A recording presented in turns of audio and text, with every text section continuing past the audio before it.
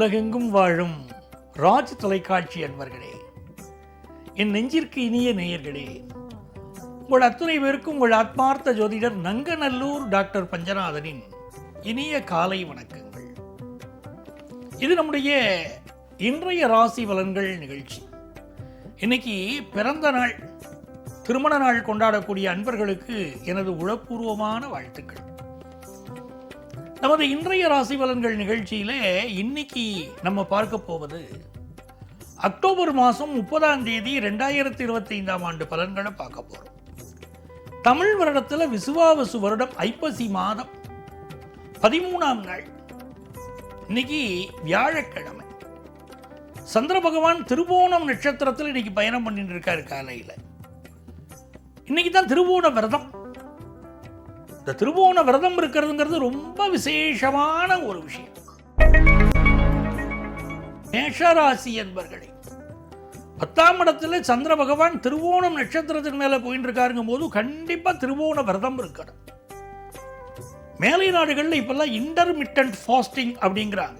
நம்ம எப்பவும் விரதம் இருக்கணும் நம்முடைய முன்னோர்கள் சொன்னால் அதை கேலியும் கிண்டலும் பண்ணுவோம். ஆனால் வெளிநாடுகளில் இன்டர்மிட்டன்ட் ஃபாஸ்டிங்னா அதை பற்றி பிரஸ்தாபித்து பேசுவோம். நம்ம அதுதான் உயர்ந்த விஷயம் பேசுவோம். அந்த இன்டர்மிட்டன்ட் ஃபாஸ்டிங் இருக்கிற மாதிரி நம்ம முன்னோர்கள் முன்னாலே கண்டுபிடிச்சிருக்காங்க. நீங்கள் வயரை காலியாக வையுங்கள், உங்களுடைய வியாதிகள் வராமல் போகுங்கிறாங்க. அதில் இந்த திருவோண விரதத்துக்கு என்ன சிறப்புன்னா, இந்த நாளில் ஓம் நமோ நாராயணாயங்கிற மந்திரத்தை சொல்லிகிட்டே இருக்கணும்.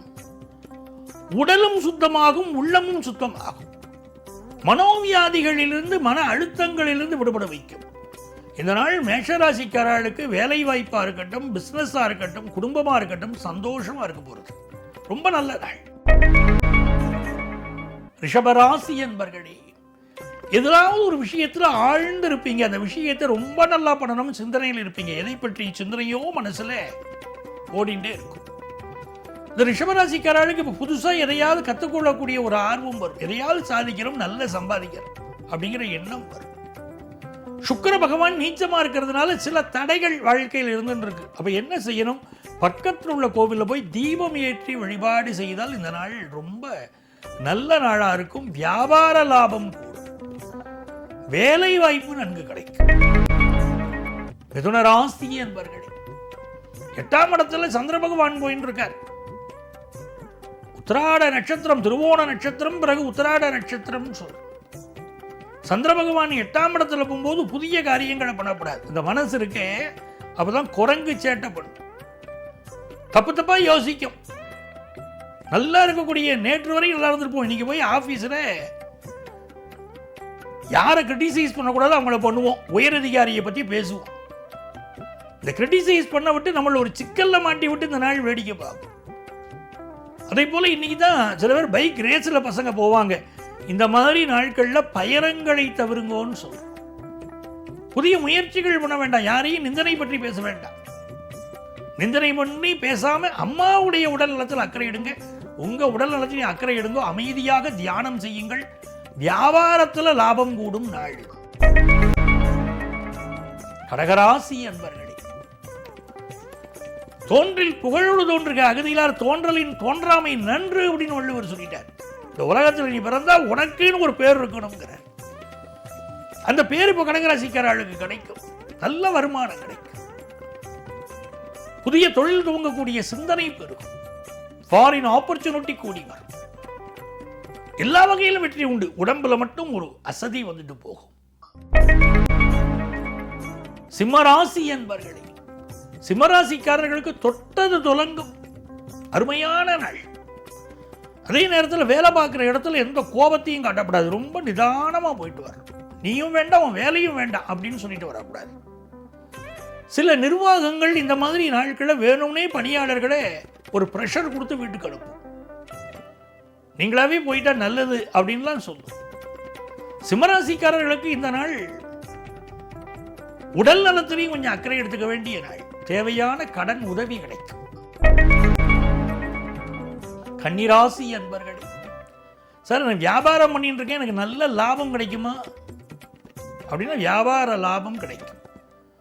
பலருக்கு இன்னைக்கு குடும்பங்களில் பார்ப்பாங்க, இந்த பையன் சரியில்லை, இவன் அலைஞ்சுட்டே இருக்கான், இவனுக்கு ஒரு கால் கட்டை போட்டால் இவன் சரியாயிடுவான் அப்படின்னு கால் கட்டு போடுவார்கள். கன்னிராசிக்காரர்கள் தங்கள் உடல் நலத்திலும் அக்கறை எடுத்துக்கணும். இந்த குரு பகவானுடைய பார்வை உங்களுடைய 5வது ஸ்தானத்தில் விளறதுனால தொழில் லாபம் நல்லா இருக்கும். ஹையர் எஜுகேஷன் படிக்கிற வாய்ப்புகள் அற்புதமா கூடி வரும். குழந்தை பாக்கியம் இல்லாதவர்களுக்கு குழந்தை பாக்கியம் கிடைக்கும். ரொம்ப அற்புதமான நாள் கன்னிராசிக்காரர்களுக்கு.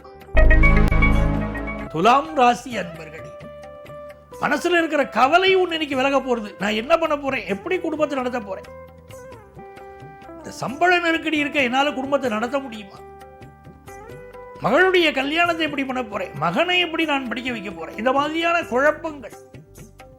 துளாராசிக்காரா எதை பற்றியும் கவலைப்பட வேண்டாம். காஞ்சிபுரம் போய் காமாட்சியை தரிசனம் பண்ணணும். காமாட்சி வழிபாடு.